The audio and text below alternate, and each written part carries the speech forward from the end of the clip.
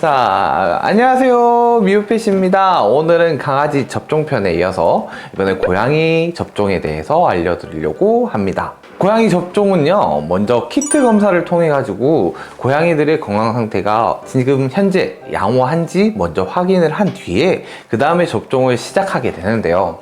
접종은 3주 간격으로 총 4번의 접종을 하게 됩니다. 첫 번째로는 종합 백신 1차 접종을 받습니다. 1차 접종은요, 처음 2개월령 이제 고양이들한테 접종을 시작하게 되는데요.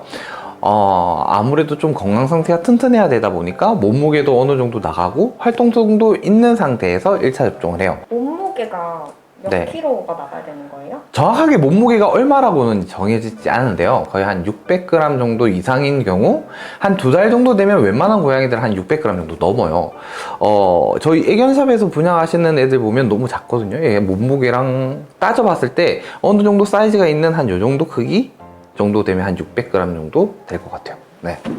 두 번째는 종합 백신 2차입니다. 세 번째로는 종합 백신 3차 접종을 하게 됩니다.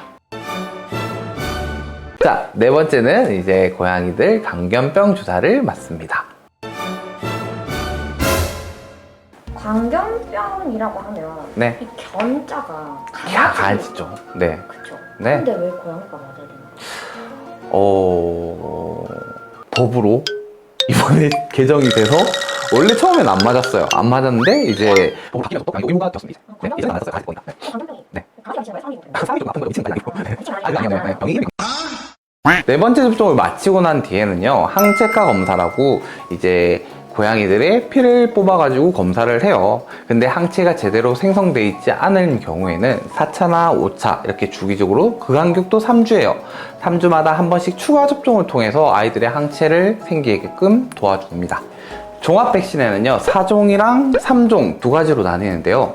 4종은 처음 이제 범백 바이러스, 범백혈구 감소증, 그 다음에 칼리시 바이러스, 그리고 비기관지염인 이제 허피스 바이러스, 이렇게 3개.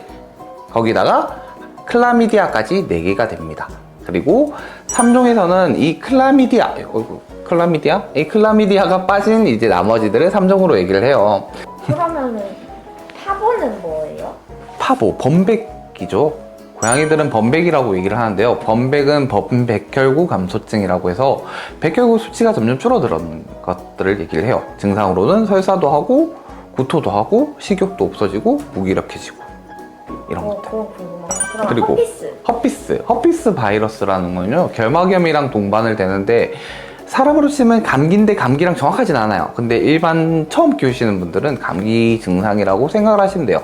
눈부터 조금 눈물이 나기도 시작하고, 제일 처음 증상은 눈이 조금 작고 이렇게 짝짝이로 변하면서 이제 콧물도 나고 재채기도 하고 하거든요.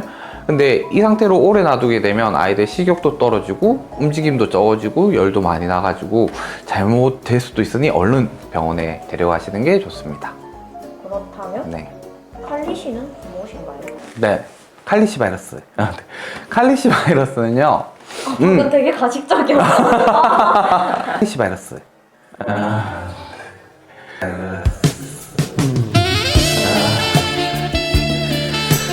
칼리시가 뭔가요? 네.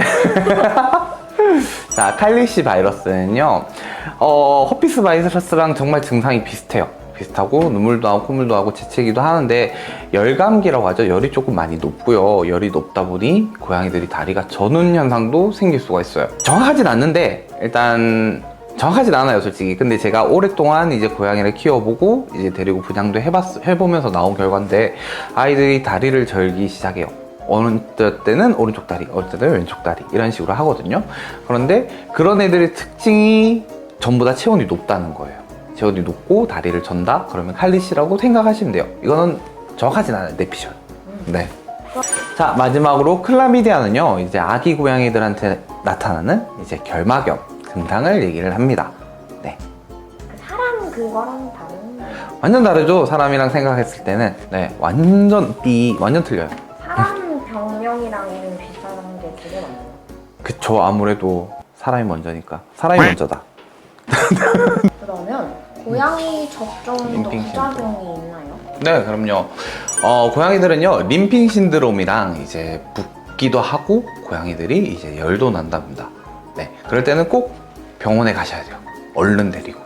근데 그게 네. 우리 집 고양이가 그게 부은 건지 살이 찐 건지 어떻게 알아요? 근데 그 정도는 뭐 보이는데요. 애들이 몸이 살이 찐 거랑 이제 얼굴이 붓는 거랑 좀 틀리거든요.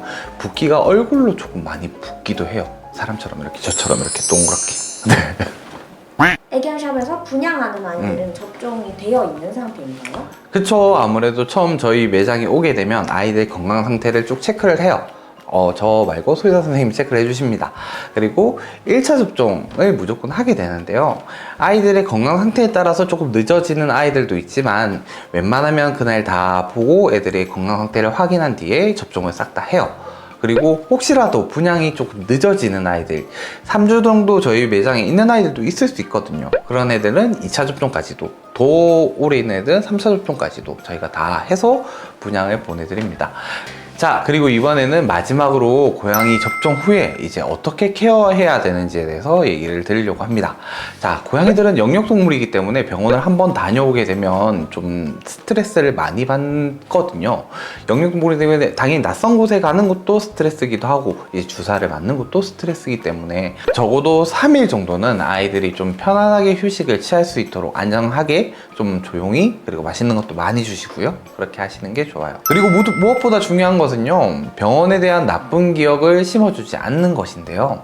그래서 집에서는 기본적인 이동장 교육과 터치대, 이제 병원에 가면 아무래도 다른 낯선 사람이 이렇게 만질 수도 있잖아요. 그러니까 얼굴이나 몸 같은 부위를 좀 자주 만져주시고 이제 병원을 데려가시는 것도 훨씬 좋은 방법이랍니다. 아시죠? 이제 몸 한번 만지고 간식도 주고 한 번 또 만지고 간식도 주고. 자, 이 동장은 꼭 위로 쪽으로 열리는 것이 좋거든요. 아무래도 고양이들이 무서워하다 보니까 들어가서 나오질 않아요. 그리고 핥히는 경우도 많이 생기고 보호자분들도 다치는 경우가 생기거든요. 그렇기 때문에 위쪽으로 뚜껑 열리는 이 동장 같은 경우에는 그냥 간단하게 열어서 진료도 볼 수 있고 보호자분들이 조금 안아줄 수도 있고, 특히나 좀 내 사각형으로 돼 있다 보니까 구석에 있는 걸 조금 더 안정적으로 생각하는 고양이들이 많아요. 그러다 보니까 조금 안정감도 취해줄 수 있어가지고 스트레스도 최소한으로 받을 수가 있답니다. 자, 이번 영상 많은 도움이 되셨나요? 조금 부족한 면도 있는데 고양이들을 키우시는 분들 입장에서는 꼭 필요한 접종이거든요. 그래서 애견샵 사장인 대표인 저도 하고 있으니 여러분들도 꼭 3주 간격으로 무조건 혹시나 더 궁금한 것이 있으면 댓글로 이렇게 남겨주세요. 제가 아니더라도 다른 원장님, 저희 원장님이나 다른 병원 원장님들한테 꼭 물어보고 꼭 여러분들한테 친절한 답변 그리고 영상으로 만들어 드리겠습니다. 네, 안녕. 집에 가자.